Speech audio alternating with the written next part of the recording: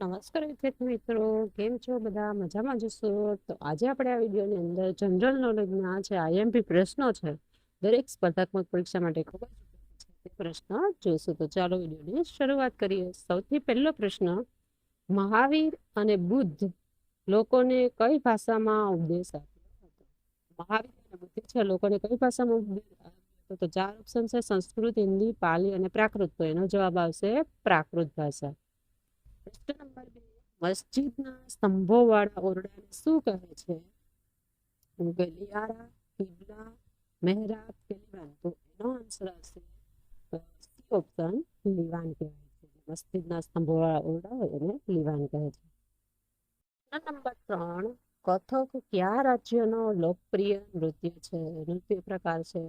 તો એનો ઓપ્શન છે એ તમિલનાડુ, અસમ, કર્ણાટક. તો કથક છે કેરળનો રાજ્યનો લોકપ્રિય નૃત્ય છે. પ્રશ્ન નંબર 4, અજંતા એલોરાની ગુફાઓ મહારાષ્ટ્રના કયા જિલ્લામાં આવેલી છે? તો એનો જવાબ છે અજંતા એલોરાની ગુફાઓ છે ઓપ્શન છે અહમદનગર, બી નાગપુર, સી સતારા. ઓપ્શન છે ઔરંગાબાદ જવાબ આવશે. પ્રશ્ન નંબર 5, હૈદરાબાદમાં કયું સંગ્રહાલય આવેલું છે?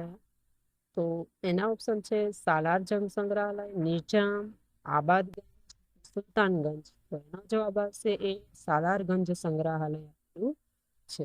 પ્રશ્ન નંબર 6, સરકાર કેટલા વર્ષ સુધી વિકલાંગોને મફત શિક્ષણ આપે છે? ઓપ્શન છે એ ઓપ્શન 21 વર્ષ, બી 18 વર્ષ, સી 19 વર્ષ કે ડી 22 વર્ષ. એનો જવાબ આવશે 18 વર્ષ. પ્રશ્ન નંબર 7, ઢાઈ કા ઝોપડા એ શું છે? મસ્જિદ.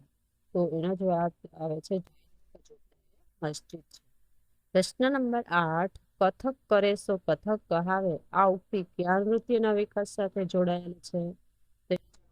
કથકલી, મણિપુરી, ભરતનાટ્યમ, કથક. એનો જવાબ આવશે ડી, કથક સાથે જોડાયેલી છે.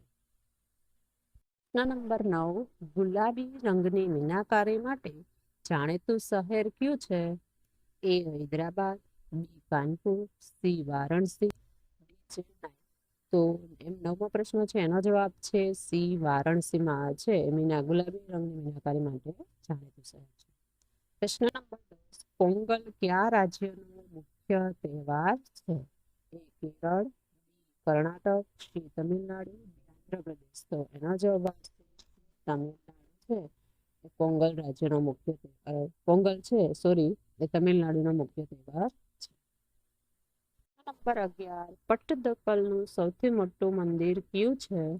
એ વિરુપાક્ષનું, રાજા રાજરાજેશ્વરનું મંદિર, સી લાગુઆ મહાદેવ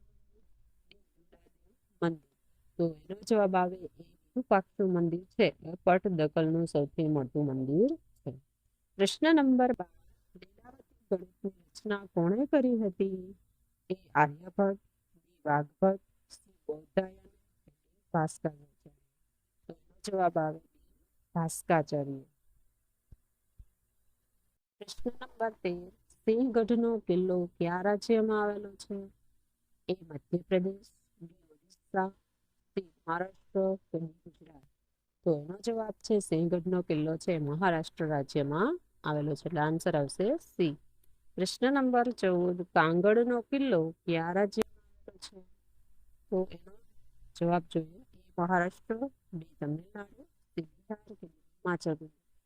એનો આન્સર આવશે ડી હિમાચલ પ્રદેશ છે કાંગડનો કિલ્લો આવેલો ત્યાં હિમાચલ પ્રદેશમાં કાંગડનો કિલ્લો આવેલો છે.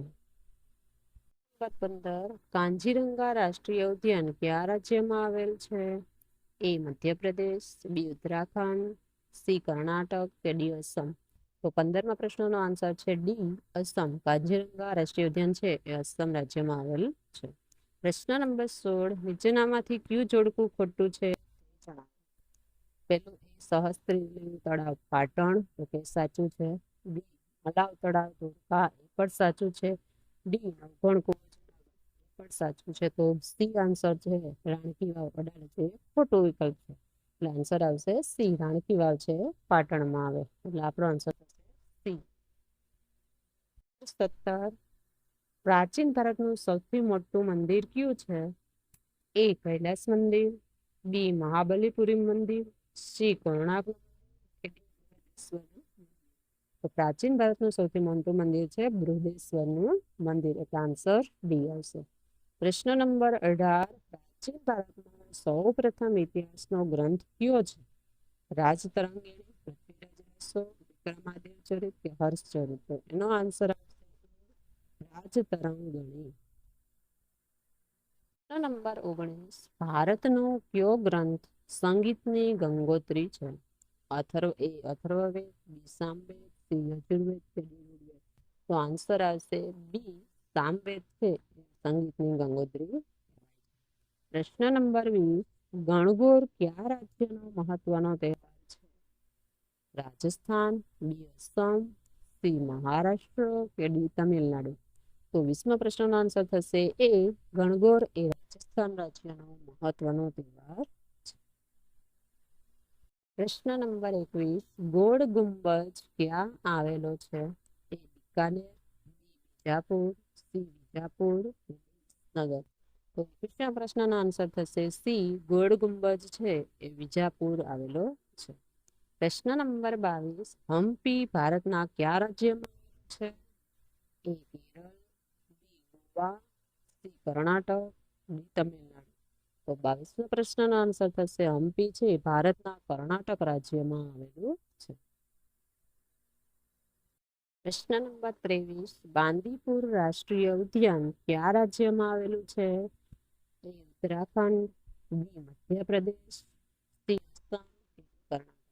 તો 23મા પ્રશ્નનો આન્સર છે બાંદીપુર રાષ્ટ્રીય ઉદ્યાન કર્ણાટક રાજ્યમાં આવેલું છે. આન્સર આવશે ડી. પ્રશ્ન નંબર 24, ઉત્તર રામચરિતના કર્તા કોણ છે? એ કાલિદાસ, ધાર્મી, સી માઘ કે ભવભૂતિ?